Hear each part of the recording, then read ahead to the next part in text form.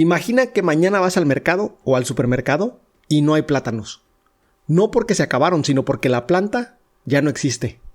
Que todo lo que conoces como plátano, banana, ese fruto amarillo, curvo, dulce y omnipresente que aparece en todos los hogares del mundo, está siendo eliminado por un hongo que vive en el suelo y que ningún fungicida del mundo puede matar. Esto ya pasó una vez. La banana que tus bisabuelos comían, la Gros Michael, desapareció de las plantaciones comerciales para los años 60, víctima de exactamente el mismo tipo de hongo. La industria tuvo que tirar por la borda décadas de infraestructura y cambiar a otra variedad, a esta, la que comemos actualmente, a la Cavendish. Y ahora le está pasando justo lo mismo.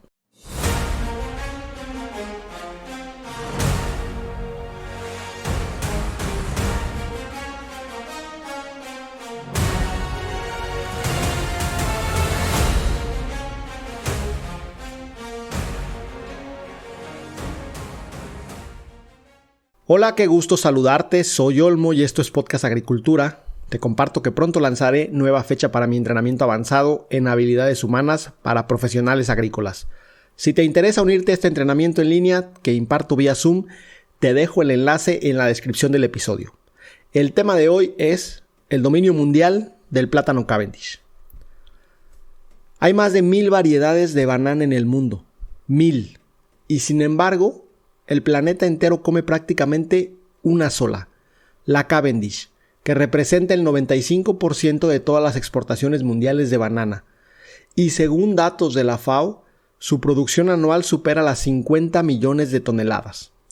El valor total de las exportaciones mundiales de plátano alcanzó los 14.400 millones de dólares en 2024. Y Ecuador, que es el mayor exportador global, mueve por sí solo el 26% de esa cifra. Colombia, Perú, Filipinas y Costa Rica completan el tablero de los principales jugadores. Y no es exageración decir que son países que basan muy buena parte de su economía en un solo fruto, en una sola variedad multiplicada por clonación. Y ahí surge el problema. La Cavendish no se reproduce con semilla. Cada planta es un clon exacto de la anterior. Eso garantiza que todos maduren igual, tengan el mismo sabor, el mismo color y el mismo tamaño. Esa uniformidad es la razón por la que se convirtió en el rey del supermercado global. Pero también significa que si un patógeno aprende a matar una planta, puede matar todas las plantas del planeta, porque genéticamente son la misma planta. Y aquí es donde entra Fusarium oxysporum, subespecie cubense, raza tropical 4. Los expertos lo llaman TR4, entonces para los compas TR4 es ese patógeno del que estamos hablando. La FAO ya lo clasificó como una de las plagas más devastadoras del mundo. Desde 2018, el número de países con presencia confirmada del hongo saltó de 16 a 23. Y para 2024 ya estaba en Colombia, Perú, Venezuela y seguía avanzando por toda Latinoamérica, que concentra 7 de los 10 mayores países exportadores de banana del mundo. Para entender de mejor manera lo que está pasando hoy en día, hay que regresar a mediados del siglo XX, cuando la industria bananera mundial ya vivió esta historia en carne propia. Y la solución que eligió en ese entonces para sobrevivir es exactamente la razón por la que hoy estamos en esta misma situación. Fue una huida hacia adelante disfrazada de innovación y su consecuencia tardó 60 años en cobrarse la factura, pero esta ya llegó. Antes de la existencia de la Cavendish en los mercados del mundo había una banana llamada Gros Michael, grande, cremosa, dulce, con una cáscara gruesa que la hacía ideal para el transporte. Los que la lleguen a recordar, que pues en este caso tendría que ser el abuelo o la abuela de alguien, dicen que era considerablemente más sabrosa que la que comemos hoy. Durante la primera mitad del siglo XX, la United Fruit Company, ¿sí?, ese gigante corporativo que inventó el término República Bananera y que literalmente cambió la política de varios países centroamericanos para proteger sus plantaciones, construyó un imperio entero alrededor de esa variedad. El problema fue que todas esas plantaciones eran monocultivos, miles y miles de hectáreas del mismo clon sin diversidad genética. Cuando la raza 1 de Fusarium comenzó a avanzar por Centroamérica, no encontró resistencia en ninguna planta porque todas eran idénticas. Para los años 60, de 1960, la Gros Michael había sido prácticamente eliminada del comercio internacional. Y sí, la solución fue la Cavendish. Era resistente a la raza 1 del hongo. La industria tuvo que modificar su logística de exportación. Cambió el empaque de madera por cajas de cartón, ajustó los sistemas de refrigeración para una fruta más delicada y siguió adelante. La transición fue todo un éxito. Solo que nadie resolvió el problema de fondo, el monocultivo clonado. Hoy, el TR4 es una cepa diferente de ese mismo Fusarium y la Cavendish no tiene defensas contra él. El hongo entra por las raíces, coloniza el sistema vascular de la planta y bloquea en xilema y floema el flujo de agua y nutrientes. Desde afuera, lo que se observa es que la planta empieza a amarillarse, las hojas se marchitan, el tronco se parte y revela un interior ennegrecido. Todavía no hay cura conocida que pueda salvar a una planta ya infectada, y lo que hace al TR4 particularmente aterrador desde el punto de vista agronómico es su persistencia, porque produce unas estructuras llamadas clamidosporas que sobreviven en el suelo incluso durante décadas. Son resistentes a temperaturas altas o bajas, a sequías y a casi todos los fungicidas disponibles en el mercado. Un campo infectado, por el momento, es un campo perdido totalmente.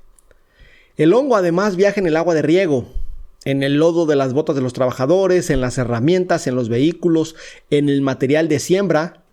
En Perú, las lluvias del ciclón Yaku en 2023 aceleraron su dispersión. En Venezuela, para 2023 ya afectaba no solo a la Cavendish, sino también a los plátanos de cocción, que son en ese país alimento básico para millones de familias. En Colombia el hongo ya está desde La Guajira hasta la Magdalena, afectando más de 20 fincas comerciales de exportación.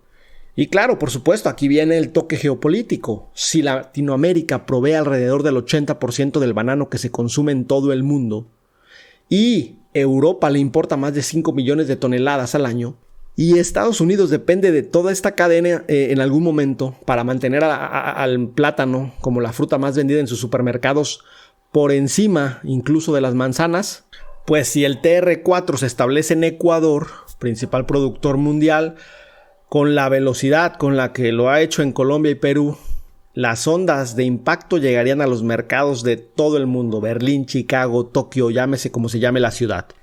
¿Hay algo que se pueda hacer ante esta situación? Bueno, volteamos normalmente cuando algo como esto pasa hacia los científicos, y la respuesta científica más avanzada sobre el tema hasta ahora viene de Australia. En 2024, el equipo del profesor James Dale en la Universidad Tecnológica de Queensland recibió aprobación regulatoria para la QCAB-4.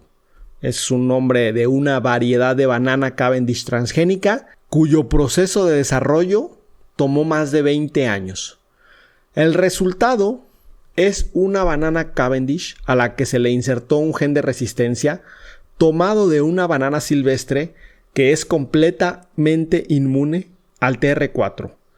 Morfológicamente, esta nueva variedad es idéntica a la banana que conocemos. Igual en sabor, composición, apariencia. Solo tiene un gen diferente. Pero ese único gen lo cambia todo en términos de supervivencia ante el TR4. Entonces, podemos decir que la solución ya está. El obstáculo que sigue pendiente ahora es político, económico, cultural, que no por ello es fácil, ¿verdad? El rechazo a los organismos genéticamente modificados en Europa, que es el mayor mercado importador, pues hace que una solución transgénica sea difícilmente adoptable a escala global, al menos en el corto plazo. Mientras tanto, la otra alternativa es diversificar hacia otras variedades de banana o de plátano, lo cual pues chocaría con décadas y décadas de cadenas logísticas construidas específicamente para mover por el mundo Cavendish. Porque sí, en estos momentos el mundo solo sabe cómo empacar, madurar, transportar y vender una sola banana. Adaptarse a otras variedades es un problema de infraestructura colosal. No se trata aquí solamente de agronomía, es un problema logístico mundial. Aquí te van 3 datos para cerrar este episodio. Número 1.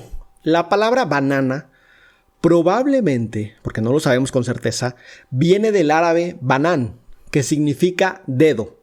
Y la fruta que hoy conocemos como banana no tiene nada que ver con lo que come la mayor parte del mundo en Asia y África, donde se consumen decenas de variedades locales que pocas veces llegan a los mercados internacionales. El monocultivo global es un fenómeno del comercio occidental, no de la diversidad real que hay de este fruto en el mundo. Número 2.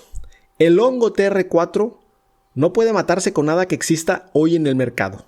Lo que sí funciona en parte es un método llamado desinfección anaeróbica del suelo, que consiste en inundar el terreno con materia orgánica y cubrir con plástico para crear condiciones de oxígeno cero durante semanas.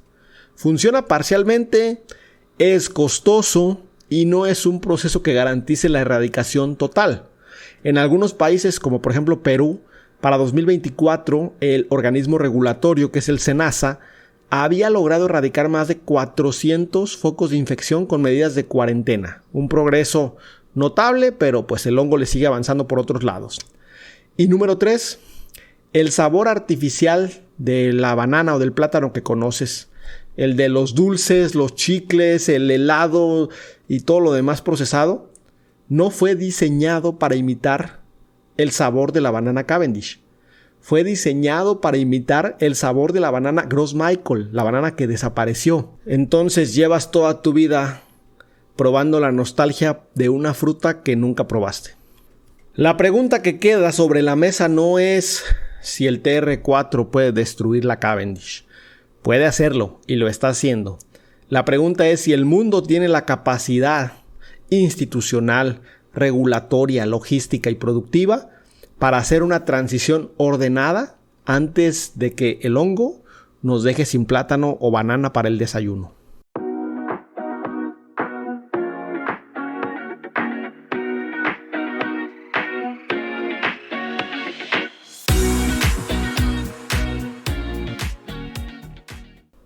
Hasta aquí el tema de hoy, espero que te haya resultado interesante.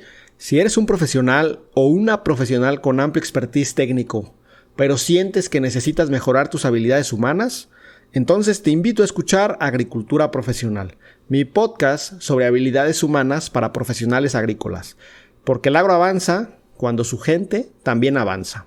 Hasta luego.